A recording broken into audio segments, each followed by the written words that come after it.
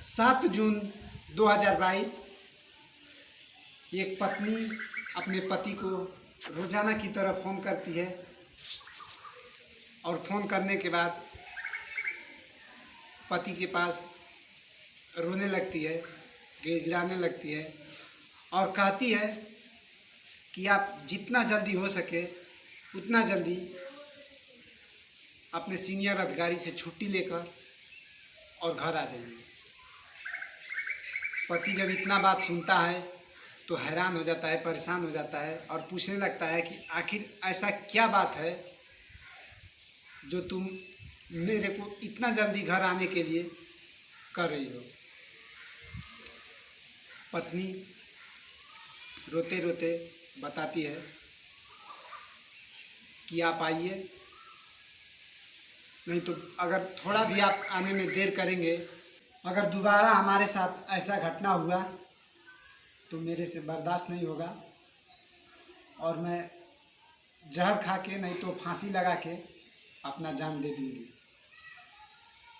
जब पति और पत्नी के रिश्ते का बात आता है तो पति फटाफट घर आने का तैयारी करना शुरू कर देता है। नमस्कार दोस्तों, मैं सत्येंद्र निषाद आपको जिस घटना के बारे में बता रहा हूँ, ये घटना है उत्तर प्रदेश राज्य की। उत्तर प्रदेश राज्य में एक ज़िला है बांदा। बांदा ज़िला के अंदर एक थाना है कमला देहात।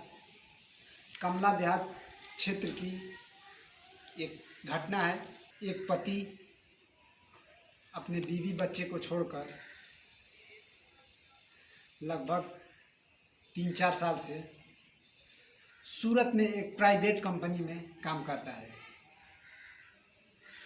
सूरत में जाता है 6 महीना साल भर कमाने के बाद फिर अपने परिवार में आता है। परिवार में आने के बाद खुशी खुशी 2 दिन 4 दिन 10 दिन जितना हो सके उतना अपने परिवार में समय देता है और समय देने के बाद फिर वापस सूरत जाता है। सब कुछ अच्छा चल रहा था, लेकिन साल 2022 6 जून उसके घर पे 3 आदमी हैं। पत्नी का नाम साधना। साधना अपने 2 छोटे छोटे बच्चों के साथ अपने घर में अकेली रहती है। गांव वाले को सबको पता है कि साधना के साथ किसी का अवैध संबंध नहीं है। साधना एक बहुत ही सीधा और इज्जतदार किस्म की औरत थी।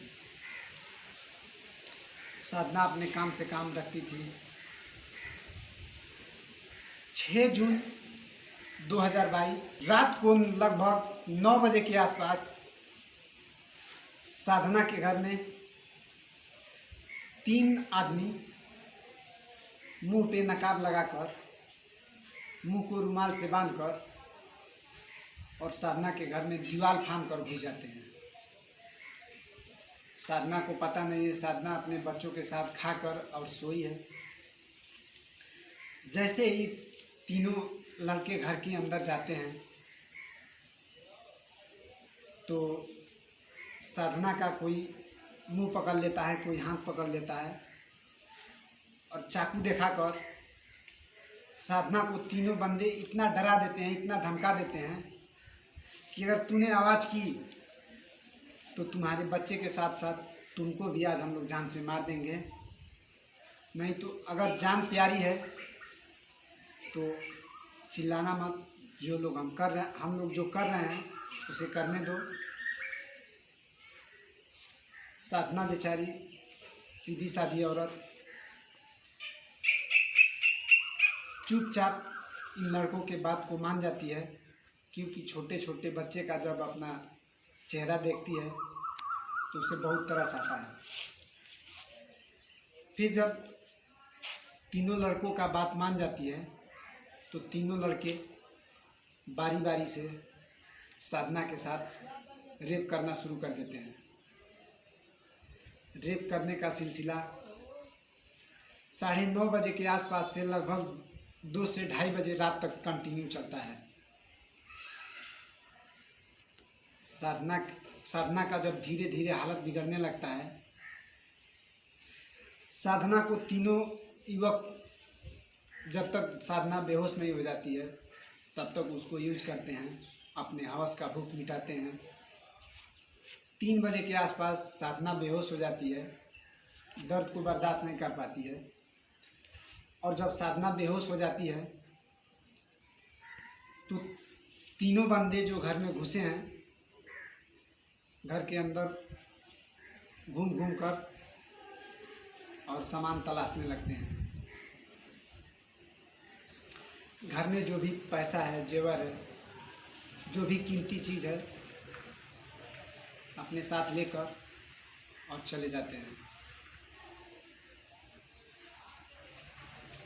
7 जून 2022 सुबह सुबह साधना अपने आस पड़ोस के लोगों को बुलाती है और कहने लगती है कि रात में हमारे घर में लगभग 9 बजे के आसपास 3 बंदे आए थे और हमारे साथ गलत काम किया, और जिसमें से एक लड़के का रुमाल में ऊपर से खुल गया। शारीरिक संबंध बनाते समय साधना ने उसे पहचान लिया। गांव के आस पड़ोस के जो लोग हैं साधना को समझाते हैं और कहते हैं कि तुम अपने पति को फ़ोन करो और बुलाओ और थाना में FIR करो, नहीं तो तुम अगर इस पर आवाज़ नहीं उठाओगी तो आने वाले समय में तुम्हारे साथ इससे भी बुरा वो लोग करेंगे। साधना बेचारी सीधी सादी औरत गांव वालों की बात मानकर और अपने पति के पास फ़ोन करती है। फ़ोन करने के बाद रोज़ाना की तरह पति से बात करती है और बात करते करते रोने लगती है। पति रमेश पूछता है कि आखिर तुम रो क्यों रही हो? अभी तो मैंने शाम को तुम्हारे पास फ़ोन किया था तो सब कुछ अच्छा था, आखिर तुम्हारे साथ क्या हो गया? क्या ऐसा घटना घट गया कि तुम फ़ोन को रो रही हो? साधना अपने ऊपर हुए अत्याचार को बारी बारी करके पति रमेश से बताने लगती है। जब अपने दर्द को सुनाने लगती है तो साधना के पास जितने भी लोग हैं सब लोग इस कहानी को सुनते सुनते रोने लगते हैं। साधना भी रो रो कर अपने पति से अपना दर्द सुना रही है। 10 जून 2022 सब सुनने के बाद पति रमेश अपने घर आता है और घर आने के बाद अपनी पत्नी और बीवी बच्चे को लेकर बांदा जिले के पुलिस स्टेशन कमला देहात क्षेत्र में पहुंच जाता है। पहुंचने के बाद जब रमेश अपने बीवी के ऊपर हुए अत्याचार को पुलिसकर्मियों से बताता है और FIR लिखाने लगता है तो पुलिस स्टेशन में जितने भी पुलिसकर्मी हैं सब इस घटना को सुनकर रोने लगते हैं और रोते रोते रमेश का FIR दर्ज कर लेते हैं। रमेश का FIR दर्ज करने के बाद रमेश को ये विश्वास दिलाते हैं कि जिसने भी तुम्हारे बीवी के साथ एक घिनौना काम किया है, अत्याचार किया है, उसको बख्शा नहीं जाएगा और जल्द से जल्द उन लोगों को घसीट कर सलाखों के पीछे डाल दिया जाएगा। दोस्तों, साधना के साथ अत्याचार करने वाला जो 3 बंदे हैं वो बाहर से नहीं, साधना के गांव में ही रहने वाले एक लड़का अपने 2 दोस्त कर लेकर आया था, जो कि साधना के साथ जब संबंध बना रहे थे तो एक लड़के की रुमाल मुंह से खुल जाती है और साधना उसको पहचान लेती है। हमेशा लोग कहते हैं कि अगर कुल्हाड़ी के अंदर लकड़ी का वेट नहीं होगा तो कुल्हाड़ी लकड़ी को काट नहीं सकती है। लोहा को लोहा काटता है, सोना को सोनार बनाता है। ठीक ऐसा ही ये घटना है। अगर साधना के घर के आसपास रहने वाले लड़के अगर ये नहीं जानते कि साधना अपने घर में अकेली रहती है 2 छोटे छोटे बच्चों के साथ, तो आज जो साधना के साथ घिनौना काम हुआ है वो कभी नहीं हो पाता। दोस्तों, जब भी हमारे साथ कोई घटना घटता है तो उसके पीछे कहीं ना कहीं अपनों का ही हाथ होता है। हमको जानने वाले, हमको पहचानने वाले हमारे विश्वास के साथ खिलवाड़ करते हैं। जैसा कि बांदा जिले में साधना के साथ हुआ है। तो दोस्तों, मेरा एक कहानी सुनाने का उद्देश्य किसी के दिल पे ठेस पहुंचाने का नहीं, किसी को तकलीफ देने का नहीं। मेरा एक कहानी सुनाने का उद्देश्य है कि आप जहां भी रहें सचेत रहें, चौकन्ना रहें, अपना और अपने परिवार का ख्याल रखें। मैं फिर मिलूँगा अगले एपिसोड के साथ, सच्ची और दिल दहला देने वाली घटना के साथ। तब तक के लिए मैं आपसे जुदा लेना चाहूँगा। जय हिंद।